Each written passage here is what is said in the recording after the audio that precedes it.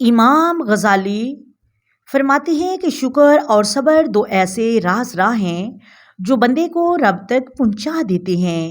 حضرت حسن بصری فرماتے ہیں کہ جس نے دنیا سے محبت کی وہ ہمیشہ پریشان رہا، اور جس نے آخرت کو عزیز رکھا اس کا دل مطمئن رہا۔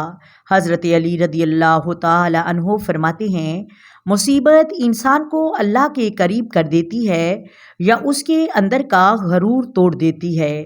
حضرت علی رضی اللہ تعالی عنہ فرماتے ہیں غم کے وقت دو چیزیں انسان کو سنبھال لیتی ہیں، ایک نماز اور دوسرا اللہ کا نام۔ حضرت علی رضی اللہ تعالی عنہ فرماتے ہیں کہ تین طریقوں سے پریشانی خوشی میں بدل جاتی ہے۔